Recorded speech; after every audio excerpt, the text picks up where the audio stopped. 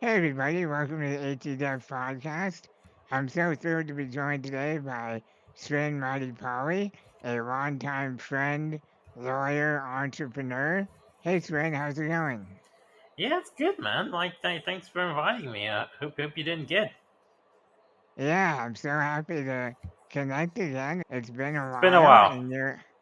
and you're back over in London, is that right? Yep, I'm in London these days. Back home. Nice. Yeah, for our listeners, would you mind giving a short intro on your background? Sure. So, I'm a lawyer by background. I did that for a number of years here in London. I then decided that wasn't a career for me and retrained as a software developer, learned to code and build web apps. And that led me to start my own company in 2015, which was a company called Accomable, which was a travel platform for people that had accessibility needs. That company was then acquired by Airbnb in 2017, and then I moved out from London to San Francisco for a number of years to lead the kind of the new accessibility work on the homes business at Airbnb. So I was there for a few years and then came back to London just before the pandemic. Now decided to go do a new startup again. I've been sort of quite into AI for a number of years. Even when I was at Airbnb, it was something, it was really into. And so over the last couple of years of me and my co-founder, we've been building tools for better media monitoring and business intelligence using AI. So very different from what I did before, but yeah, it's been fun to just build things again. That's very interesting. And it's always great to chat with fellow people that are working in the accessibility space. Now, I'm curious, as you were developing your product, Accomable, what sorts of research did you do, and how did you go about building a product that people enjoyed using? Yeah, great question. So back in the day when we were sort of getting Accomable up and running, I was really kind of following by the sort of to the letter some of the essays that Paul Graham at the Y Combinator wrote. And he'd always say, do things that don't scale, know your customer, understand them as closely as possible. And we really took that to heart. So in the early days, so like putting aside myself as a wheelchair user, so that is also a little bit of a kind of an in, right? Like Yeah, ultimately at the beginning, I was the target user, and some of my closest friends were the target user. You kind of use that as your launch pad.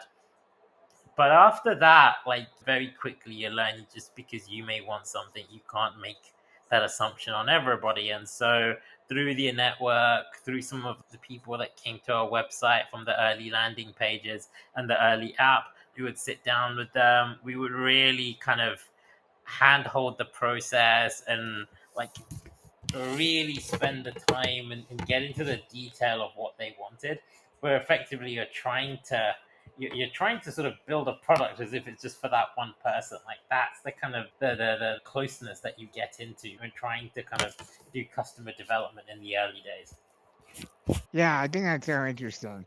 And yeah, for those who don't know, Accomable was or is a accessibility focused Airbnb style platform for people that have mobility issues or what have you and want to go on vacation. And what I really love about your story, Sven, is that you were able to use your disability as an unfair advantage. Were able to create a product based on an unmet need, which I think is similar to what I've done as well a little bit. Yep, you are your own customer, right? Like it's the best place to be. Yeah, exactly. And I think that's a really, really important lesson for other people with disabilities or niche knowledge that they may be able to turn into a company in some way. Completely. So, what was your experience like? Did you raise funding for Accomable? Yeah, so for the first few months we were bootstrapped. We also won a little bit of competition money as well. But the real kind of bulk of our funds came from an angel early stage investment round that we did through like a group of high net worth kind of professional angel investors in London. Nice. Yeah, that's great. And then, did you have to raise more money after that, or did you go We right were to in the market acquisition? for it. Yeah, so this is kind of how we ended up getting acquired. So we were actively fundraising. And then one of my investor groups said, hey, look, why don't you actually speak to the investment arms of an Airbnb, of an Expedia, or a Booking.com? Maybe there's like a strategic investment opportunity for them. And so I got introduced to Airbnb and all the other travel platforms, but just really hit it off with Airbnb from the get go. And so, in answer to your question, yes, like we were fundraising and we were looking to do another round, but then that's when the acquisition opportunity came in from Airbnb. That's very interesting. And so, a little bit more on the accessibility side. What was your experience like at Airbnb from a accessibility perspective? In the sense of what was it like, sort of there within the company as an employee, or as just as a traveler using the platform? I was primarily thinking about on the technology side of like, how do you go about developing a accessibility focused Service. solution? Yeah. It was tough, and I still don't think like the company is fully there yet, right? Like at the end of the day, like you've got two or three really big constraints and challenges. Number one, there is just a relatively hard limit on the numbers of accessible properties in the world.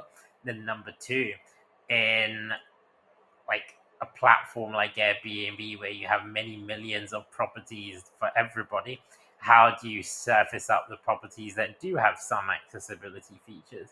And then third, the other big challenge we had was that accessibility sits on a spectrum, right? Like, you and I have relatively similar needs, but as powered wheelchair users, but then there are also other folks with disabilities that may have different needs. And how do you there isn't like a one definition of what is accessible, and so how do you surface all of that information that exists on a spectrum for people who also have a varying spectrum of needs?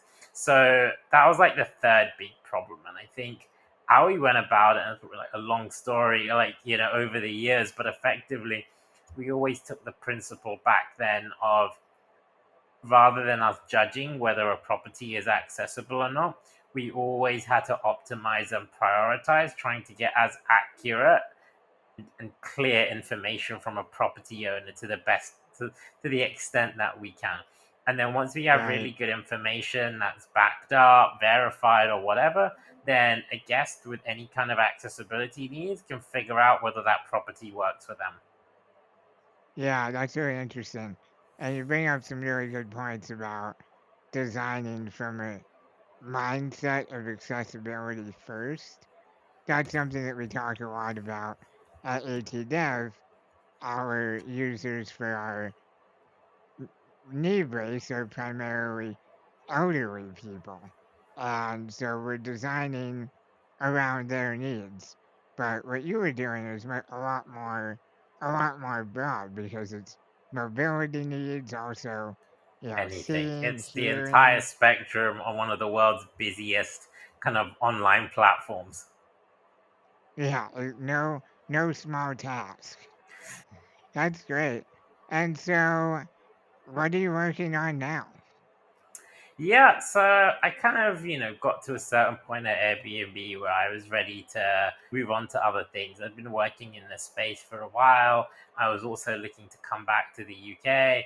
And also my personal interests, I really enjoy just building new things. Like I am much more of an early stage entrepreneurial kind of guy rather than a big company guy. And I kind of felt like okay, I'd taken things as far as I really felt I could at Airbnb, and then there's other people, and there's like a great team there ready to take things forward, and I wanted to come back home and go build something again. Yeah, for Sure. the last few years, it started off being more of a consultancy around AI, so we were very early to using OpenAI's models and GPT-3 back in the day.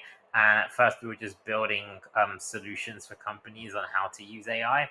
And that's evolved just through some of our customer discussions and customer requests into kind of a full suite sort of media monitoring platform for our clients so they can sort of better analyze their reputation and what people are saying about them. And yet we have a series of automations that we provide those clients. That's very interesting. So AI has been definitely an accelerant, it seems like, throughout your Totally. software development I career. am What? very long on AI. It's revolutionized everything from my ability to code. So, like, quite early on, like, I was an early adopter of using AI to help me write code, but also just help me write stuff. Like, I can't really type that much. So, just getting ChatGPT or Claude or whatever to bulk out and write a message for me is something that I've been doing for a good 3 to 4 years. So, yeah, I'm a very big fan of what the AIs can do, and very bullish. Yeah, absolutely. Going to completely Yeah, revolutionize accessibility tech as well. I think we are just at the beginning. yeah, I agree. And I'm really excited about that as well. From our perspective, developing robotics, we're really excited about using predictive models to help maintain and predict the recovery pathway of Hmm. people that are recovering from surgery. How do you see it transforming the accessibility space? So both like on an online and like a hardware real world basis. So like it's gonna, I think, have a profound impact. So let's take the online world first. So even if I look at myself on a day to day basis, typing is difficult. A lot of other tasks, do require physical input, are a challenge. So being able to use new AI models to take my voice commands and to translate that into a series of workflow tasks has already been a game changer for me. And then now, as like the internet moves into a more agentic kind of AI world where you can orchestrate a series of agents to go do things for you, your disability just sort of goes into the background, right? If you are just getting a bunch of AI agents to do a lot of the heavy lifting for you, like that's a huge amplification of what one can do. And I think disabled people could benefit, that could be a group that disproportionately benefit. Yeah, so that from some mobility perspective, and then Yeah. from the real world perspective, as you say, like the world of robotics, I think all of this stuff is going to be really big. I think we are just at the beginning. I can imagine the sophistication, the capability of the robots getting better, but also the cost of it going down quite significantly as well, and it just opening up so many new different capabilities and opportunities. Yeah, I completely agree.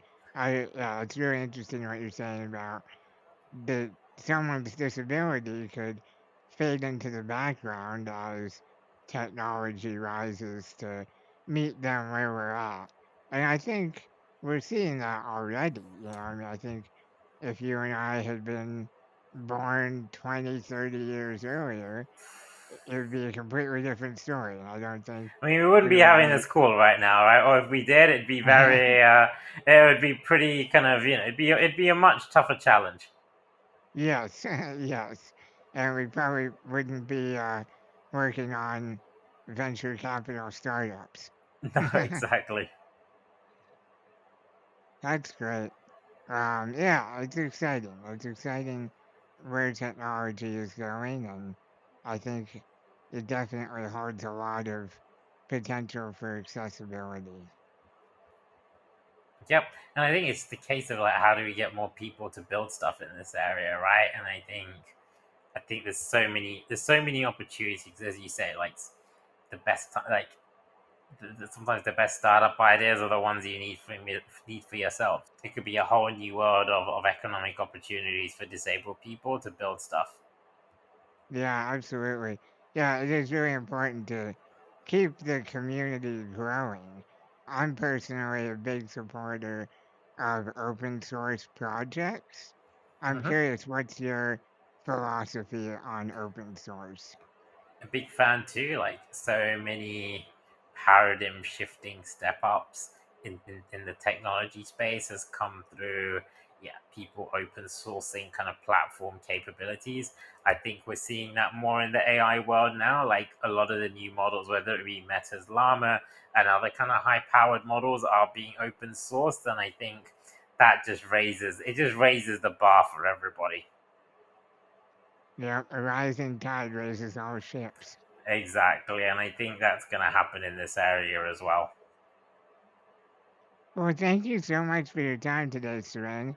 And for those who want to learn more about you and your work, where can they go to Yeah, find it's you? www.omniscan.ai. I like that. That's nice.